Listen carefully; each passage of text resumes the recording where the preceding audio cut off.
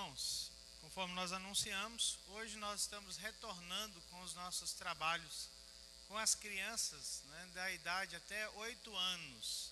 Então as crianças vão sair para participar lá do seu momento de culto lá com seus professores, e desde já aviso também aos pais que nessa próxima quinta os nossos trabalhos também com a UCP estão retornando, A partir dessa próxima quinta aí as crianças da UCP retornarão também às suas atividades aí juntamente conosco nos trabalhos semanais. Então as crianças vão sair para participar do culto lá na idade apropriada delas aí, na linguagem apropriada à sua idade. Crianças até 8 anos.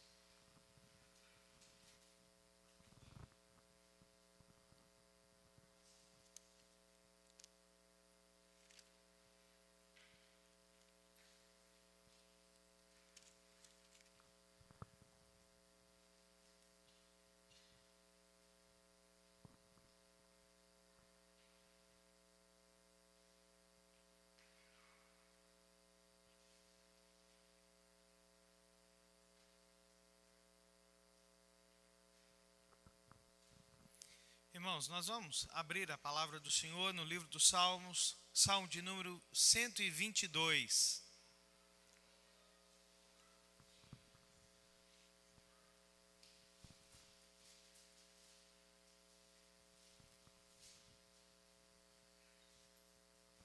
Livro dos Salmos, Salmo de número 122.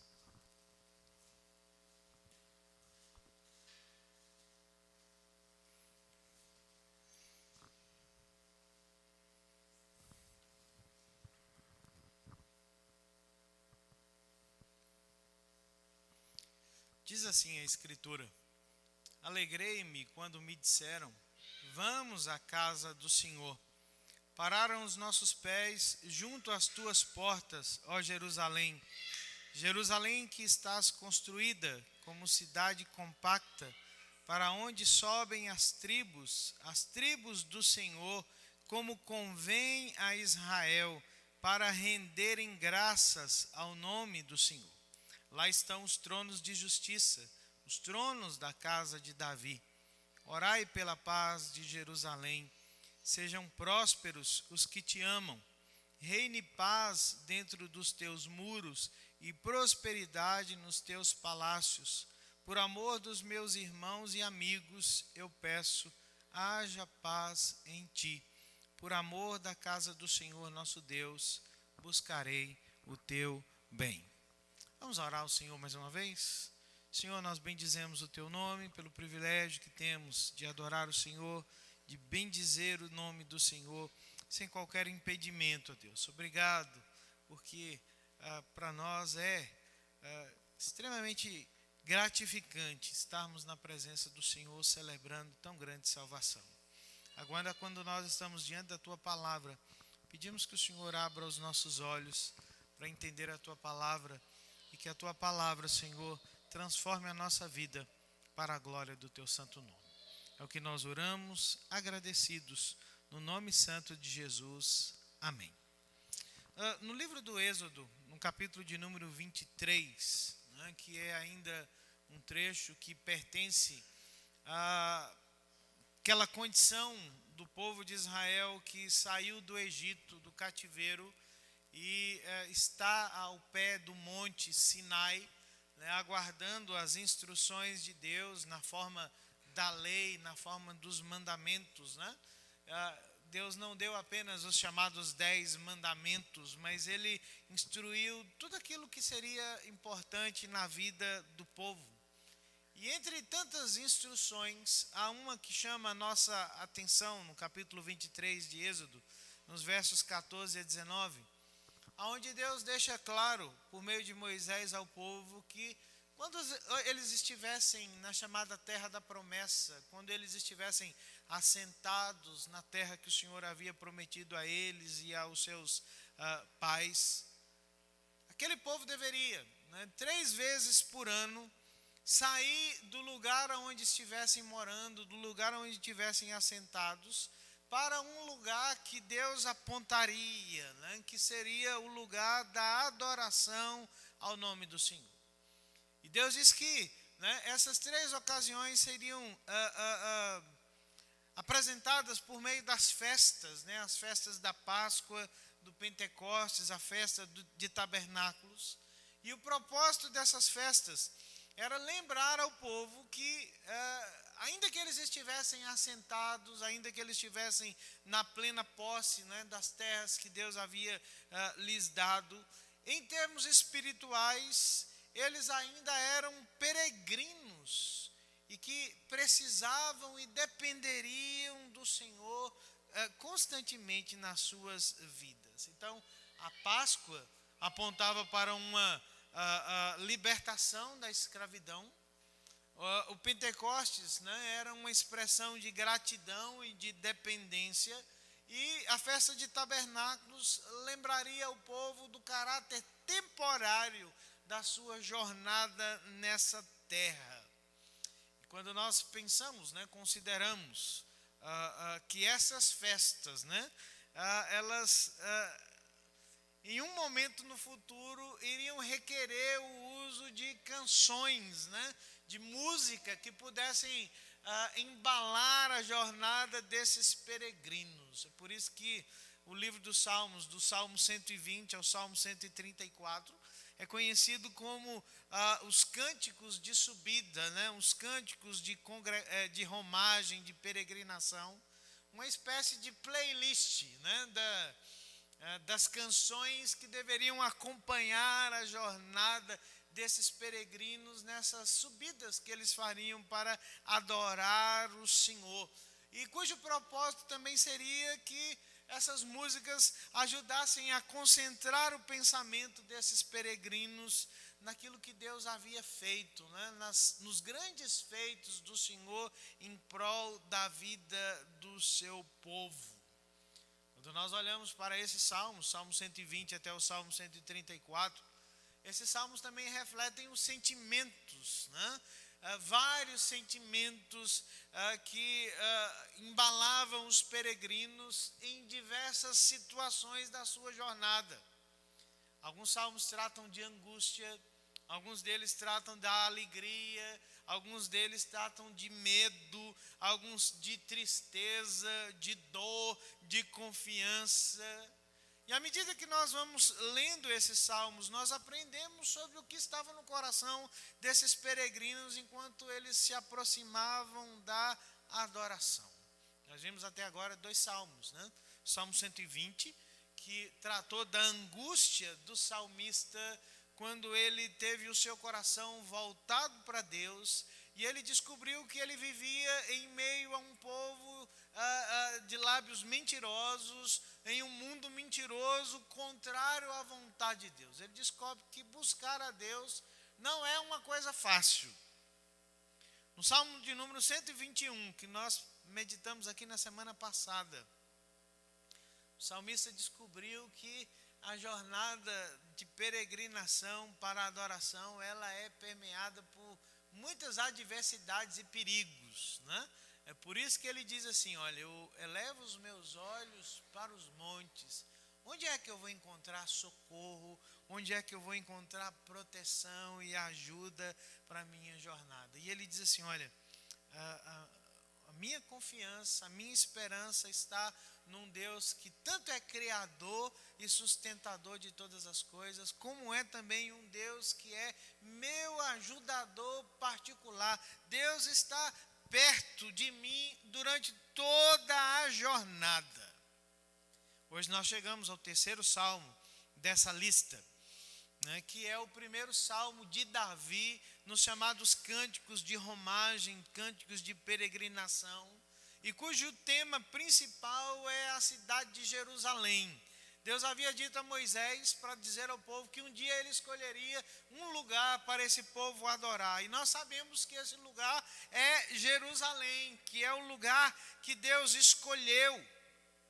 E muito provavelmente Davi compôs esse salmo, irmãos, por ocasião da conquista de Jerusalém, que era uma cidade, né, que pertencia aos jebuseus. E a Bíblia diz que Davi conquistou essa cidade e purificou essa cidade, e disse que traria para essa cidade o tabernáculo, Por isso que a expressão casa do Senhor, no verso 1, não está fazendo uma referência imediata ao templo, mas fazendo uma referência ao tabernáculo, que era considerado também como a casa do Senhor. E Davi trouxe para aquela cidade o tabernáculo, trouxe a arca da aliança. E quando ele se expressa, né, diante de Deus, por essa conquista, por Deus ter escolhido Jerusalém, ter estabelecido Jerusalém como a cidade central do seu povo, a Bíblia diz que o que move o coração de Davi é uma grande expressão de alegria, não só pela cidade, mas porque agora a presença de Deus tem um lugar permanente junto ao povo da aliança. Então pense bem, irmãos, quando nós consideramos, né, o que está expresso aqui na palavra do Senhor, para o povo de Israel, dos dias de Davi e posteriormente, Jerusalém simbolizava a presença de Deus com o seu povo.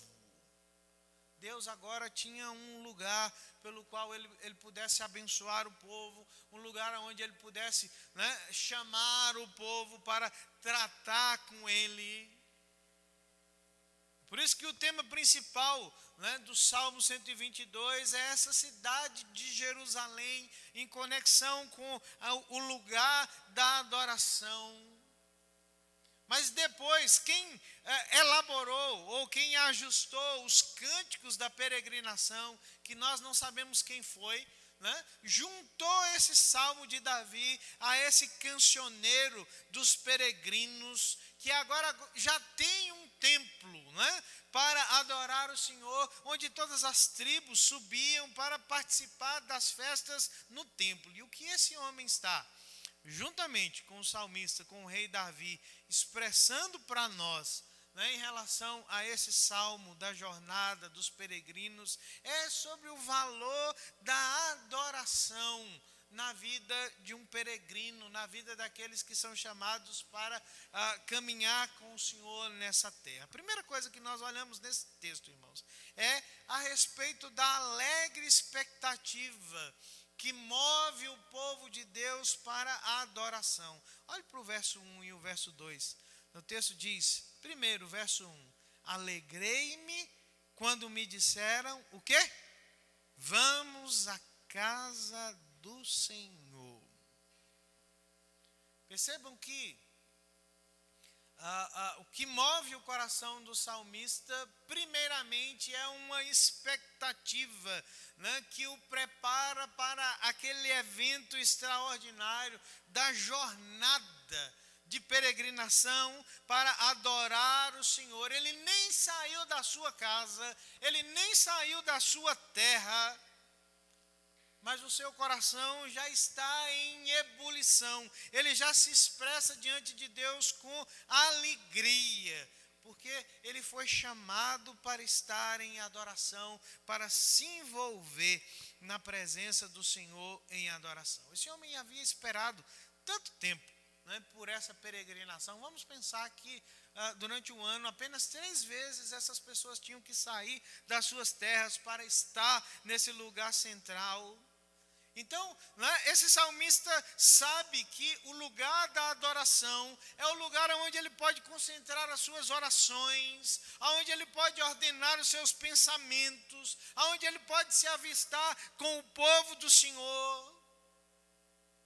E ele ficou extremamente feliz, ele ficou radiante com essa expectativa de estar na presença do Senhor. Aquele chamado à adoração produz alegria no seu coração, porque esse homem sabe o que a adoração é para a vida daqueles que peregrinam em direção à presença do Senhor. Adoração é louvor e gratidão.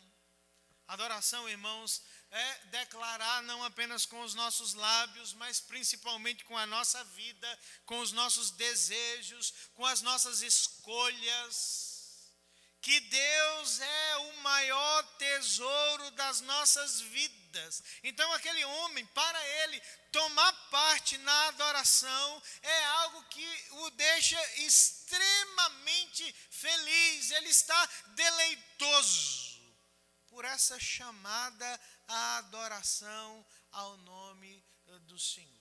Isso é uma primeira coisa que nós deveríamos considerar. Qual é a nossa reação ao convite para adorar ao nome do Senhor? Como é que nós nos colocamos, como é que nós respondemos ao chamado da adoração? Prestem atenção que o salmista não diz em nenhum momento, né, que aquela expectativa é uma expectativa divertida. Ele se coloca alegre, mas ele não pensa que a adoração seja alguma coisa divertida, né? Isso é importante nós considerarmos, principalmente numa época como a nossa, em que o entretenimento é um ídolo perigoso. Lembre-se disso, a adoração não é entretenimento.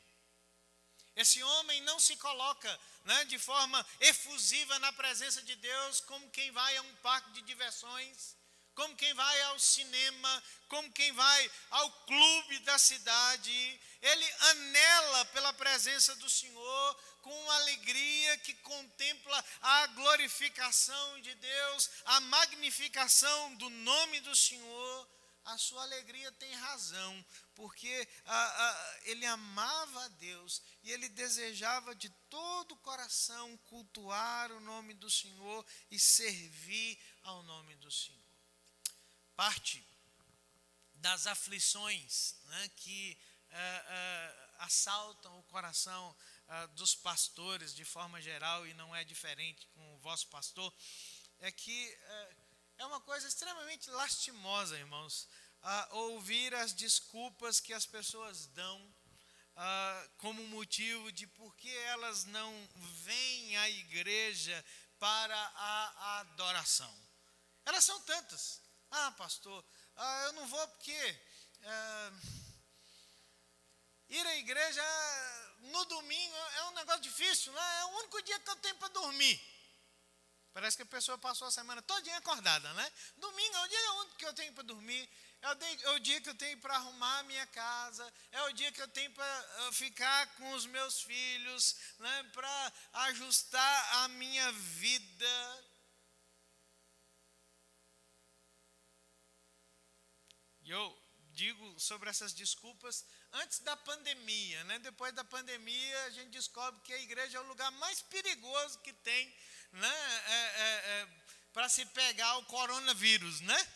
Não tem um lugar perigoso como a igreja, né? Supermercado não é perigoso, praça, feira municipal não é perigoso, mas parece que tem um batalhão invisível, né, de coronavírus esperando pelos os piedosos fiéis que vêm à igreja. Mas é aflição, irmãos, ouvir as desculpas de por que as pessoas não vêm à adoração, não respondem ao convite que a palavra de Deus faz para que nós estejamos em adoração. Eu não respondo mais às desculpas que as pessoas dão porque que elas não vêm à igreja, porque elas se recusam a adorar o Senhor. E não é parte do meu ministério dar essas respostas, porque de acordo com o Evangelho incute na nossa alma, no nosso coração, que todos nós somos chamados para adorar o Senhor. E isso deve nos motivar, saber que o Evangelho desperta pessoas para isso, que pessoas decidem adorar o Senhor de forma fiel, de forma devotada, e que consideram esse ato da adoração como um ato extremamente importante, significativo na sua jornada espiritual.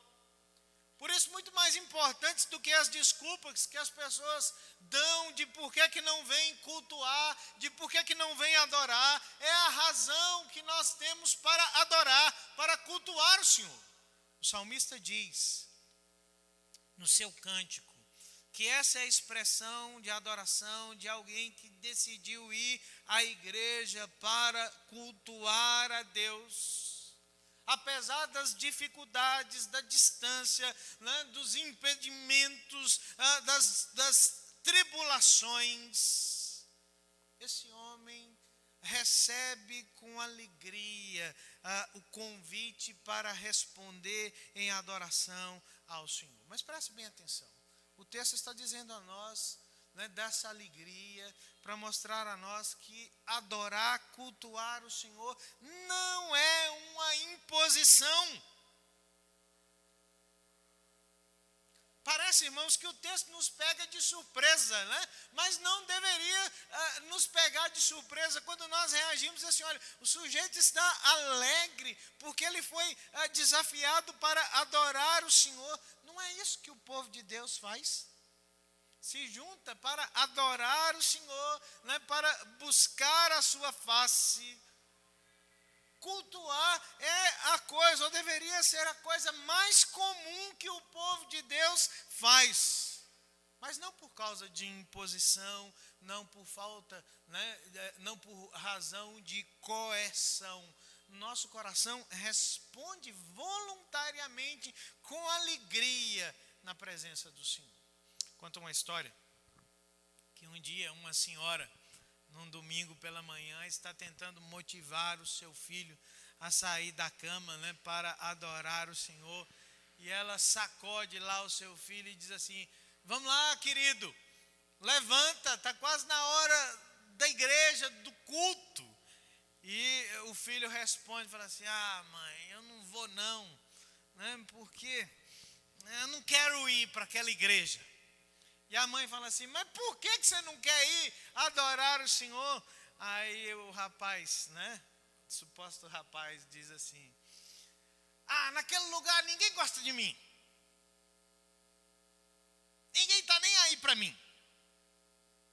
Mas isso não é razão suficiente para você não adorar o Senhor. Aí ele pergunta, então mãe, me dá uma razão para me levantar daqui e ir adorar o Senhor. Eu falei, eu vou te dar duas. Você tem 54 anos de idade e você é o pastor da igreja, né? Se isso não for uma razão suficiente para você levantar e adorar, é uma piada que não reflete o que é o sentimento bíblico da adoração. Adorar não é uma imposição, não é um ato coercitivo. A Bíblia diz que nós voluntariamente respondemos ao Senhor em adoração, né? E quem adora, quem cultua, faz porque deseja fazê-lo. Isso move o nosso coração. Irmãos, um excelente modo de nós testarmos os valores, né, da nossa alma e do nosso coração é observar o que nós fazemos quando nós não temos que fazer absolutamente nada. Como é que nós passamos o tempo de lazer? Como é que nós gastamos o tempo que nós temos de sobra? Curioso como essa pandemia revelou muito, né, da nossa expectativa de adoração. Já falei aqui para os irmãos em outra ocasião que esperava que houvesse uma procura maior pela adoração, mas as pessoas não estão procurando, né, espaço para adorar. A vida ficou mais confortável. Domingo não é mais um dia que gera expectativa no nosso coração pelo culto. Eu temo, né, até para dizer para os irmãos que agora, em tempos de pandemia, cultuar não é mais o ato comum que a maioria dos cristãos realizam. Nós não cultuamos mais com a mesma frequência que fazíamos antes, né, desses tempos tão sombrios que nós estamos vivendo. E junto com a pandemia, né, veio essa sensação, né, de alívio, de uma obrigação que às vezes pesava no coração de muitas pessoas. Mas olhe bem para esse salmista. Ele responde à expectativa da adoração com alegria.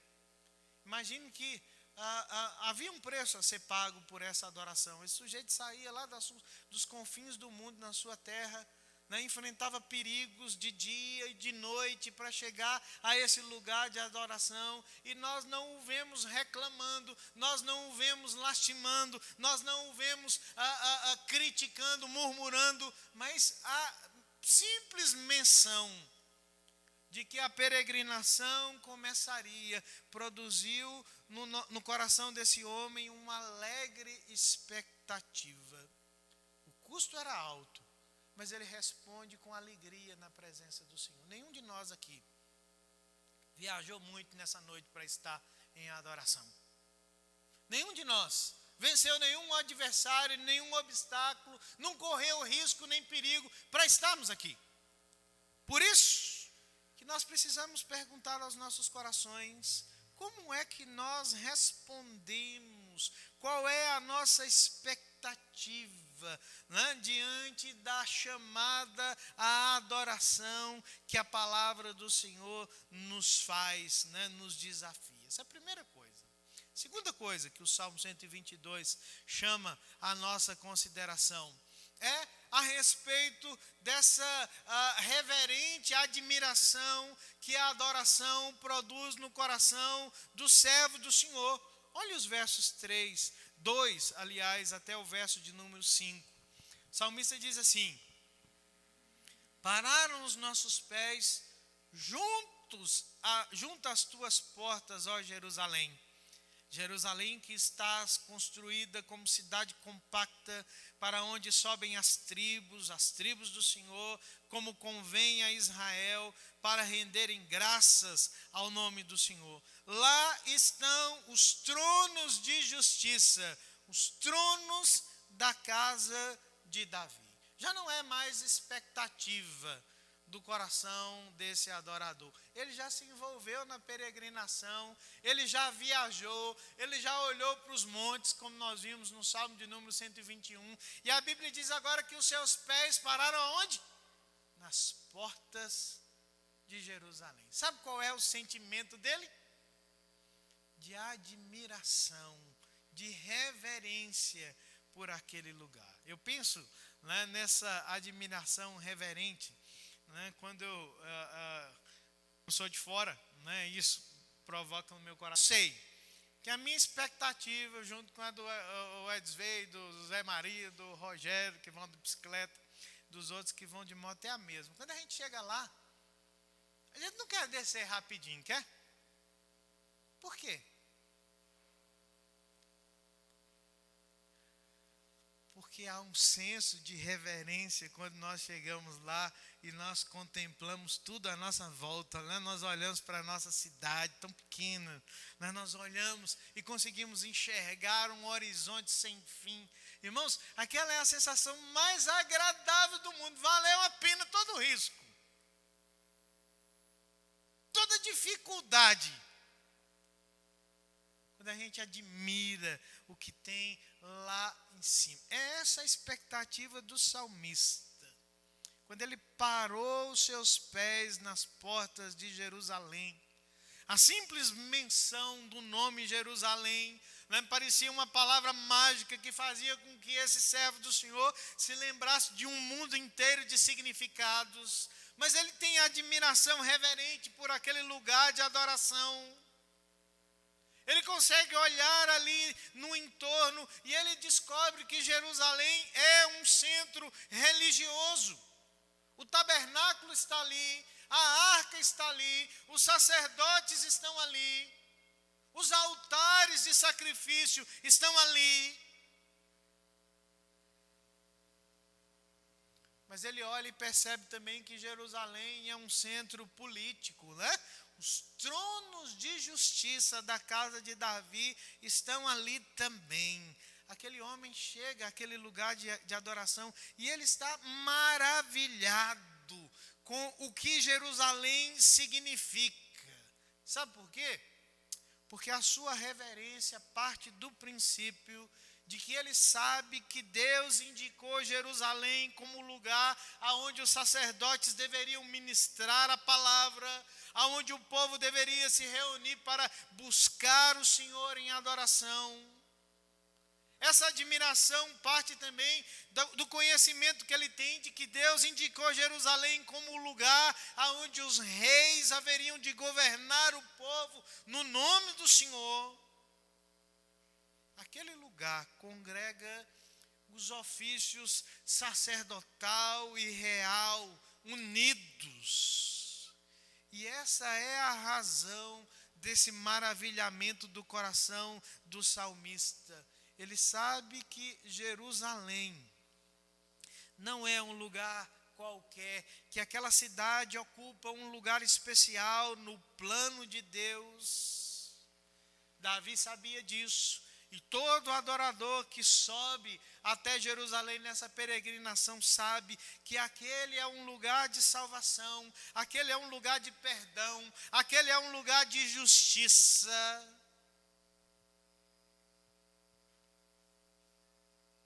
E é por isso que ele adora ao Senhor no seu maravilhamento, porque ele sabe que não é possível ter uma reverência para com o Senhor, estar em um relacionamento com o Senhor, numa vida em que não haja por trás um lugar como esse, um lugar que evoca a adoração. Sabe por quê, irmãos?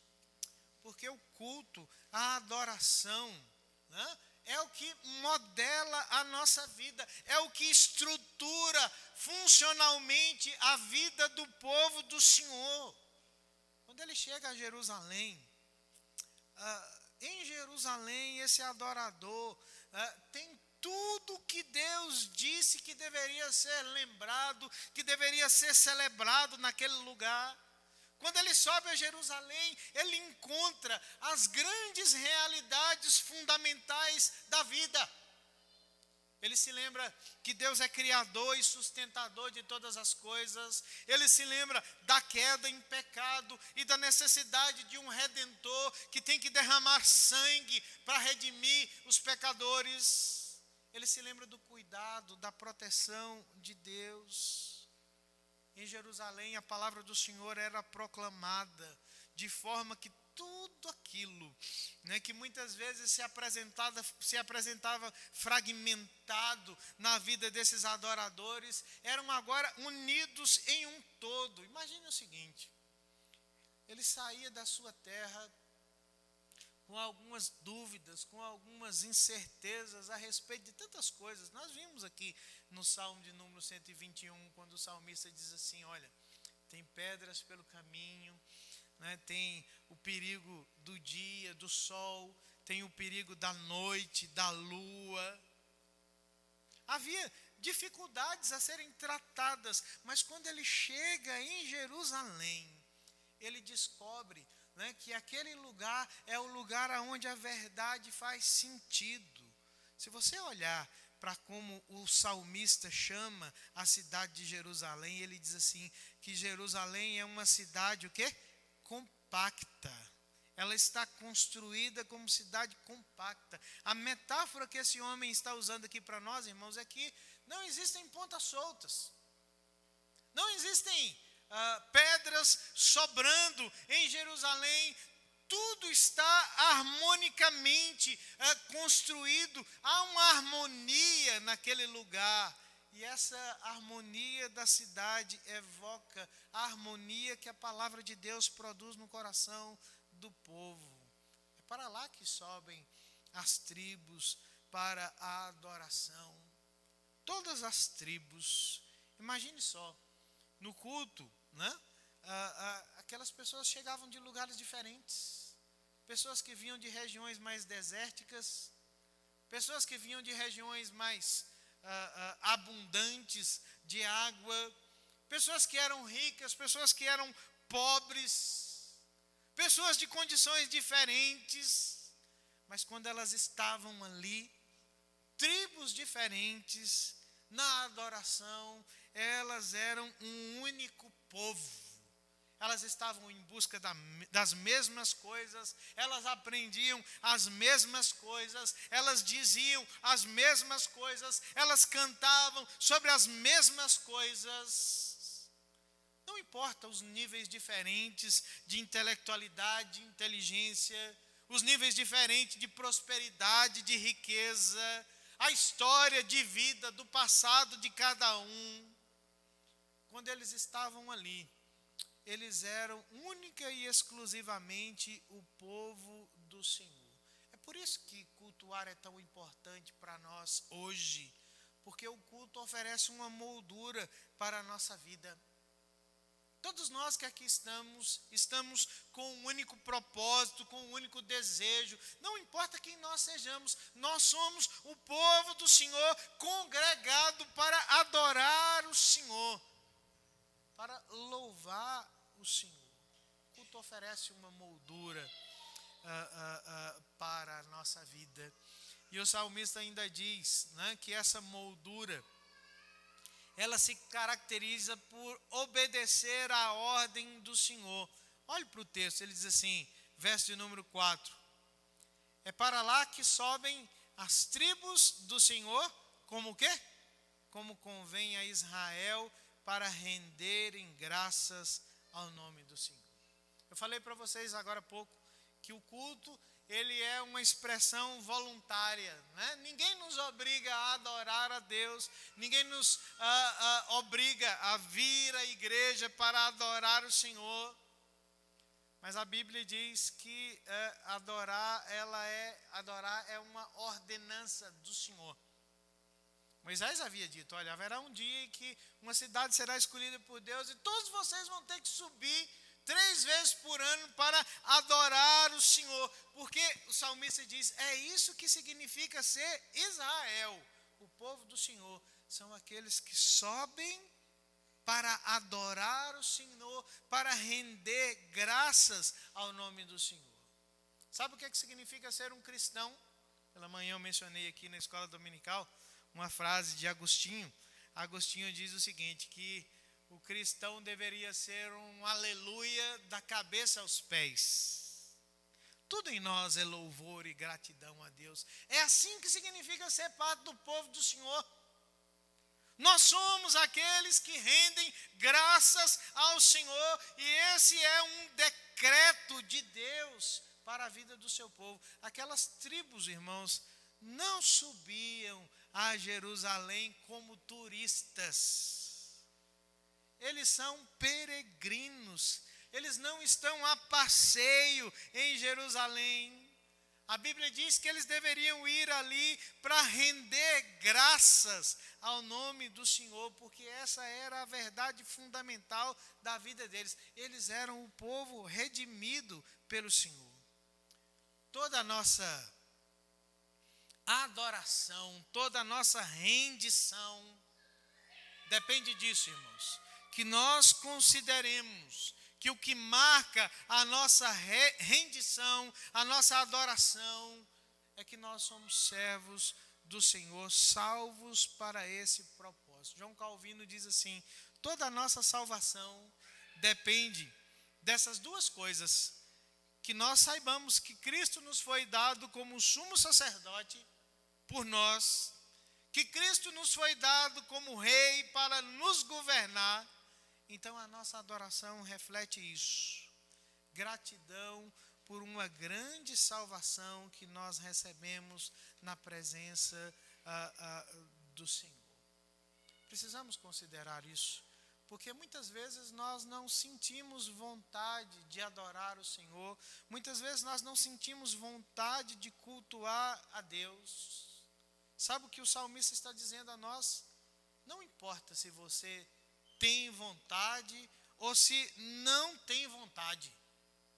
Foi ordenado por Deus, foi decretado por Deus que nós adoramos para render graças ao nome do Senhor. Cultuar é um ato voluntário, mas não cultuar não é uma opção para aqueles que são servos do Senhor. É por isso que nós precisamos ter muito cuidado para que os nossos atos de adoração, os nossos atos culticos, não sejam referendados pelos nossos sentimentos. Parte das desculpas que as pessoas dão também de por que não adoram, eles dizem assim, pastor, hoje eu não estava com vontade, hoje eu não me senti bem. Cuidado, os nossos sentimentos são grandes mentirosos. Se nós cultuássemos a Deus apenas quando nós sentíssemos vontade, sabe quando é que nós cultuaríamos a Deus? Nunca. Nunca. Por isso que os nossos sentimentos não podem ser um referencial seguro para a nossa vida de adoração. Nós vivemos em uma idade, irmãos, muito caracterizada pela sensação. Nós achamos que se nós não sentimos algo, não há autenticidade naquilo que nós fazemos. Mas a Bíblia diz que cultuar, que adorar a Deus, é obedecer a um mandato do Senhor. Nós subimos para render graças ao nome do Senhor, como convém a Israel. E a terceira e última coisa, que esse salmista nos diz sobre a adoração, nos versos 6 a 9, é sobre a humilde oração que a adoração provoca no coração do servo do Senhor. Verso 6 ele diz assim: orem pela paz de Jerusalém, orem para que sejam prósperos os que te amam, orem para que reine paz dentro dos teus muros e prosperidade nos teus palácios. Por amor dos meus irmãos e amigos, eu oro, eu peço, haja paz em ti. Por amor da casa do Senhor nosso Deus, eu buscarei o teu bem. A oração final do peregrino, quando ele termina o seu ato de adoração, e ele está pronto para voltar para a sua terra, é que ele leva também uma expectativa que ele deseja compartilhar com seus compatriotas, para que eles o imitem. Para que todos busquem que Jerusalém viva de acordo com aquilo que o seu nome significa. Que essa cidade seja uma encarnação dos propósitos de Deus para a nação. Davi ora em favor da paz, da segurança, da prosperidade de Jerusalém. Ele deseja que os cidadãos daquela cidade desfrutem da plena bênção que a presença de Deus pode trazer para as suas vidas. Por que ele termina o seu salmo com a oração, que não faz parte mais do seu ato de adoração, mas é a expectativa gerada pela adoração? Porque ele sabe que a nossa necessidade de Deus não pode ser satisfeita pelo culto. Você sabia disso? Que o culto que nós prestamos a Deus não satisfaz a fome da alma, da nossa alma por Deus. O culto nos dá mais apetite de Deus, nos dá mais fome da presença de Deus. Sabe para onde é que nós levamos essa fome? Para a nossa semana. A nossa necessidade de Deus não é suprida quando nós simplesmente prestamos culto, mas nós descobrimos que a necessidade de Deus na nossa alma fica mais latente, ela fica mais profunda, e nós permeamos a nossa semana com essa necessidade da presença de Deus. É por isso que o salmista vê essa necessidade expressa no desejo de paz e de prosperidade. As duas palavras que ele escolhe, a palavra shalom e a palavra shalvá, são palavras interessantes porque elas fazem um jogo de palavras com o nome Jerusalém. Quando nós pensamos em shalom, essa é uma das palavras mais ricas da língua hebraica, porque o shalom, paz, resumia todos os aspectos da completude que é resultado da vontade de Deus na vida do povo. Quando a paz de Deus vem, vem tudo de Deus para a vida do seu povo. Esse homem diz assim, que essa paz nos acompanhe. E ele ora pela prosperidade ou pela segurança, né, que é a palavra shalvá, que significa literalmente, né, a proteção de alguém que sabe que Deus está consigo. Ele sabe que Deus não vai ficar naquele lugar de adoração, mas que Deus vai acompanhá-lo de volta para a sua terra, né, para a sua vida normal, pós-peregrinação. Esse homem sabe que um culto não é suficiente para ele. Um dia, uma festa, 3 vezes por ano, não é suficiente para saciar a fome, a sede que ele tem da presença de Deus. E ele ora, diz assim, olha, que haja mais daquilo que esse lugar de adoração significa na minha vida e na vida dos meus irmãos, dos meus amigos. Nós precisamos nos perguntar,